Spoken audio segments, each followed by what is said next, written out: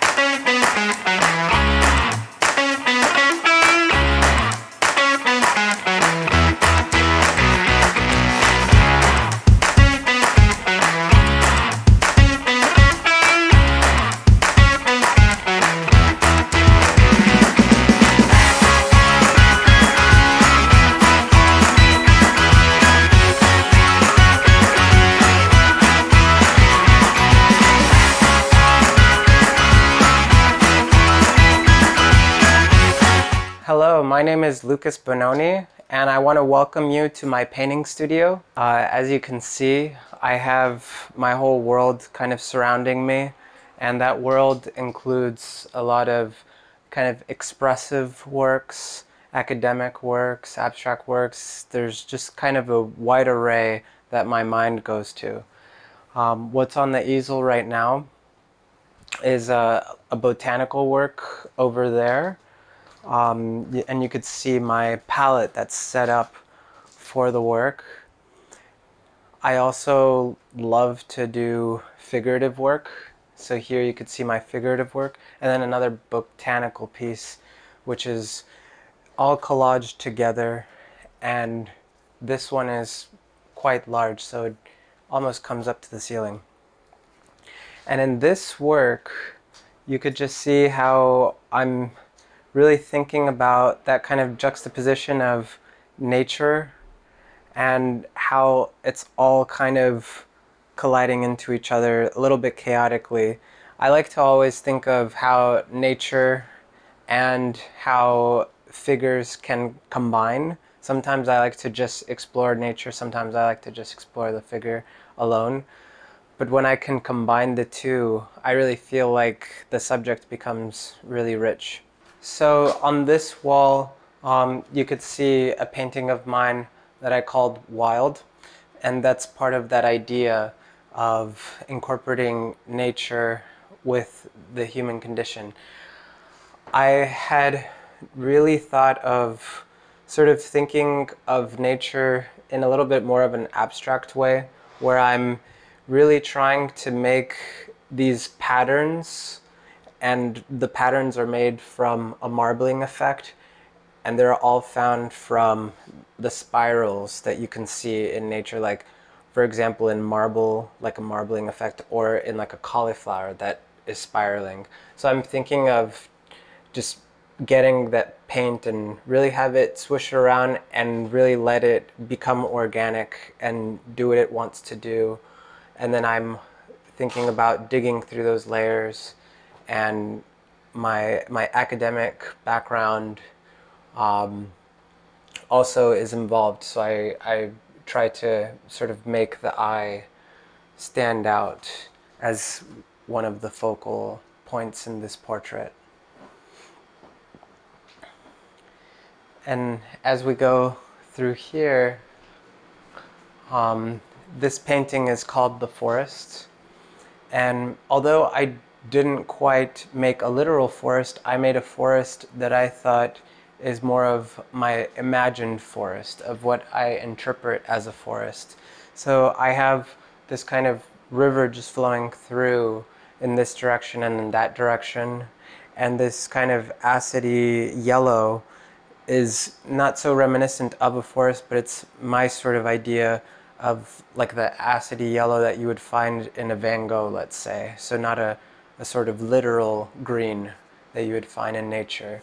And I wanted the figures to feel like they're a part of this experience, this part of the experience of kind of feeling organic, just like how nature is organic, and that they could be one.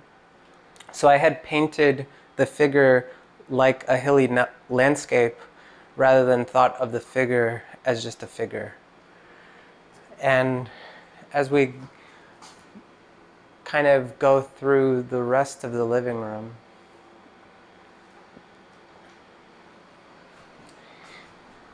you could see this work, which is of a model that she's a contortionist, and so she was making this pose where it was very reminiscent of the way she would dance, you know, like in contemporary dance, or express some sort of drama by having her hands up. And I wanted to really capture the sort of whimsical nature by having a lot of arabesques kind of tie the eye around.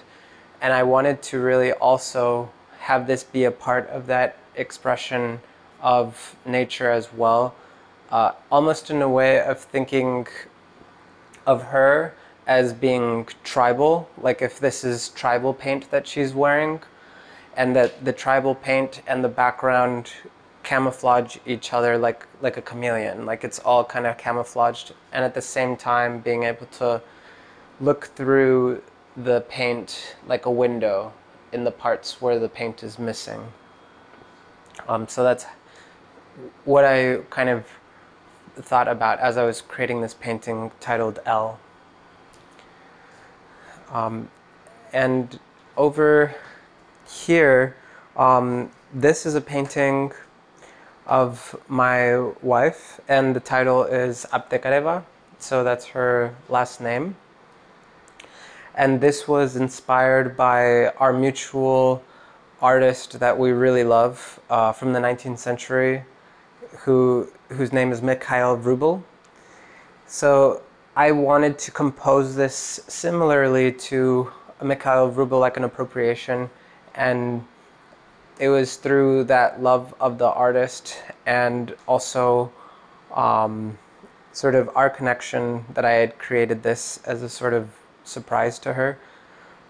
We were at the time long distance in our relationship for a short time, and I had done a screenshot of her and painted this whole portrait through the screenshot, and the whole background I had made from my imagination, sort of channeling a little bit of that Wrubel kind of style that we really enjoy. So yeah, this one's called Aptekareva. But in general, what I really want to bring to the table in my art is that sort of connection that we have to nature and how we think of nature in a sort of city-like environment. Because I am used to always being in the city, the way I interpret nature is not so literal like most do. So I want to really bring to the table a sort of idea of an imagined forest rather than a literal forest. And I really want the human condition to be expressed as an abstraction that's also having a sort of dialogue with nature's chaos and harmony. And I want to kind of mix them, and I want to join them, and I want to be speaking these different languages of how to express them. So yes, that's my art, and If you want to find my work, it is going to be myname.com, so lucasbononi.com, and my Instagram is lucasbononiart, so that's my handle. And thank you so much.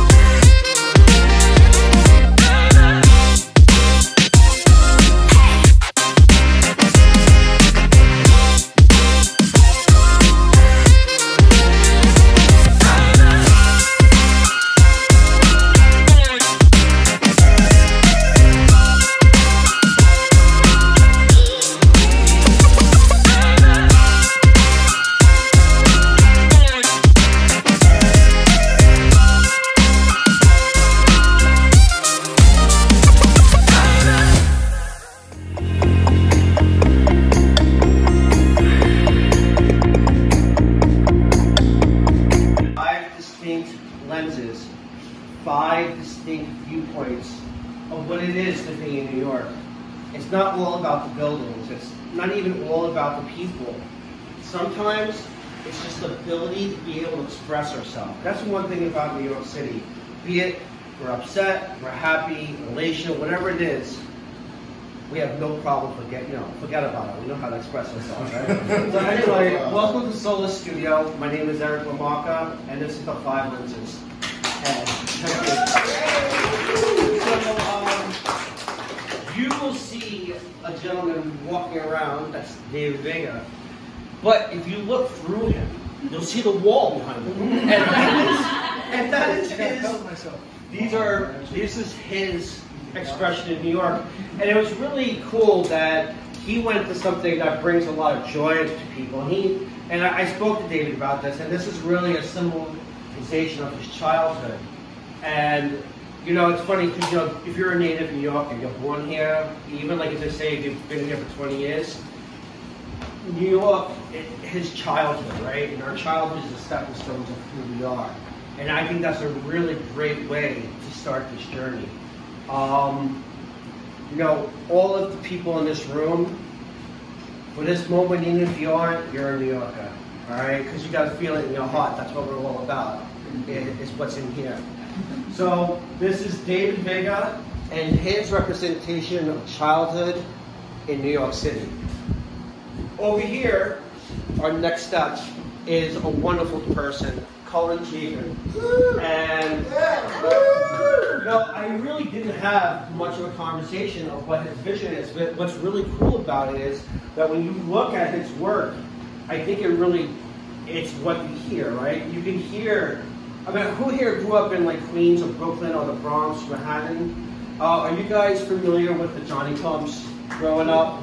I mean, growing up in Bushwick and in Ridgewood, I mean, when you're burning hot, man, and you know, that ice cream man's not yet close enough, and you need to cool off, the sound of this water, yeah, you know, so I'm so happy that he has this up here. You know, when you go up, and I'm just giving you a little bit of my interpretation, I'm not going to go through every picture, but what's very interesting about this one is that there is a declaration of faith in the back, right? We all have our own faiths. But New Yorkers, one thing that makes us who we are is that we have conviction of who we are. You know, a true New Yorker, be it a jerk or someone who will take care of you, knows their identity. And this is their one way. And check this out, even if that's not your faith, it's very interesting. That's so New York. And this is Colin Chapin. Next.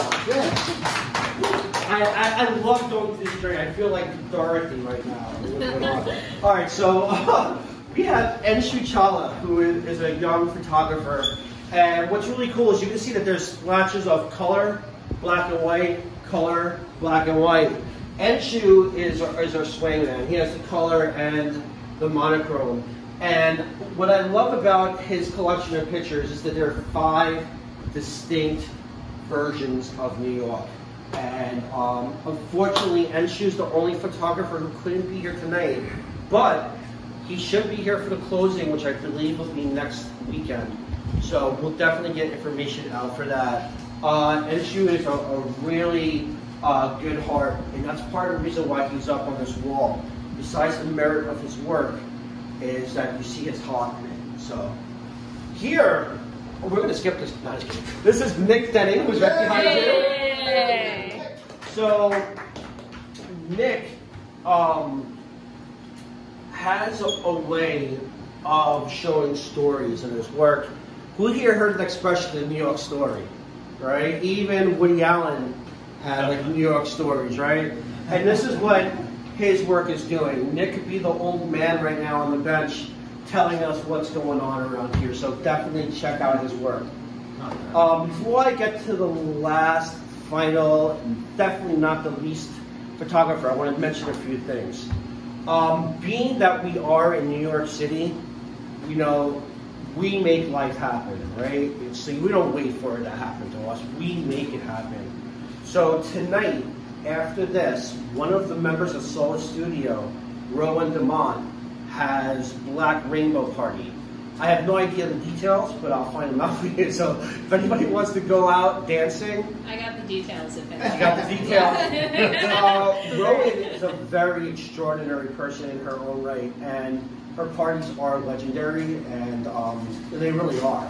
So definitely, if you guys are looking for something to do later on, check that out. I also wanted to bring your attention to two people who have done a lot for us today. We have Alice and Brandon. It keeps on coming back to the same thing. We might be here. We're the veins that are pumping the blood through, but they're the lifeblood of this party tonight. So definitely, guys, thank you very much. And they got pins for sale here, information about Solas Studio. Oh yeah, and we have a last minute edition actually. I already picked one up, there's only 2 left. It's a little book from College Apen of 2020. So I know we don't all want to remember 2020, but I think it's a good book. I recommend you check it out. Also, don't forget the flyers. And now, what we have here, and this is actually a great way to end it, because in a way, it was the beginning for me of understanding what New York City street photography was. And actually, one of the first pieces I ever bought with someone was from the photographer of this work, and that's Liam Cotter. Liam Cotter, right there, Liam Cotter, it's his vision that brought this collective and this space together with the help of Brandon and others. And I love how the color just pops through it. You know, you see some funny things. Like, you know how you have all the fists here holding the thing? Well, what do you think did that? They punched a hole in the wall. So anyway, with that said, I have a special treat for you guys today. Solas Studio sometimes likes doing artist talks, and I have Liam Cotter here today who's going to say a few words. And first off, thank you very much for being here tonight, guys. Make sure you sign up on any guest lists that they have here so you can find out more information. And here's Liam.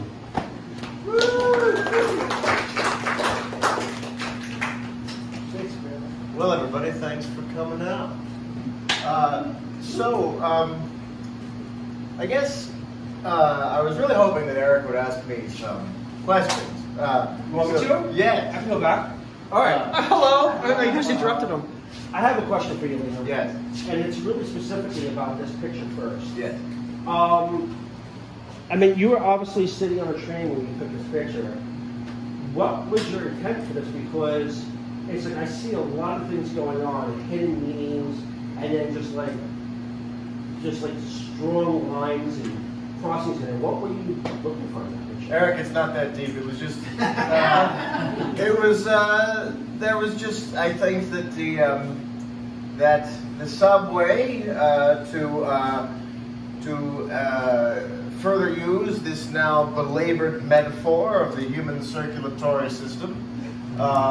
The subway is, in its way, are the arteries of New York, the body of the city of New York, and to have some of the solidarity and the great equalizing nature of all of these people, you know, regardless of their station in life or what they deal with. We all need to take the subway and we all need to grab that pole. I have a question for you guys. You guys all heard the same thing I heard, right? This picture's not that deep. It's not. But you just gave a whole explanation for it. So, Liam, I know that you started, I think what got you into arts on the surface is street photography. Is that the case? And if so, what drew you to New Yorkers like this?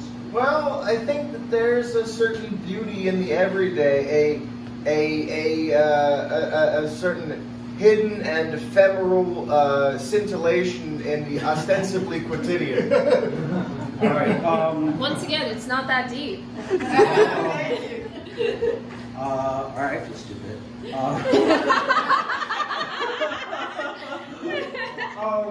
Liam, you want to translate that into layman's terms? Yeah, thank you, Liam. Well, there's a certain beauty in people just living their lives. Do you feel like you just live your life, or do you think that you just follow life as it comes? That's the same thing. Joe, do you feel like you create your own life the way you see fit, or does life come to you and you work with it as it's going in? And with that question, your artistic side, how does that fit into it?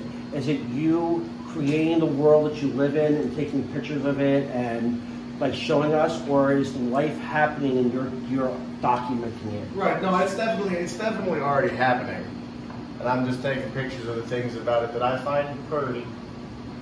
Does anybody have any questions for Liam? And this is actually a really cool opportunity. I know David had his hand raised. David, you had a question? What made you take a photograph of the wall? I don't know, it just looked pretty. That's awesome. Dave, Liam, do you see at Solas Studio more photographic events like this happening? I know traditionally it's a lot of canvas. Do you see a lot more photography happening as well? We would love to have more photographic events. You know, we're just waiting for the photographers to show up. Like, yeah. Well, we're here. Yeah, they're here. They're here. I have a question. The one this summer, how were you able to take that photograph? Did you sneak it in, or you? Yeah, no, I just had the camera on my lap and I just took a picture. Yeah, I don't know if you guys can notice or not, but you have the people in the front here. They look okay. But there's a person in the back who's looking straight at the camera, like, "What the hell are you doing?"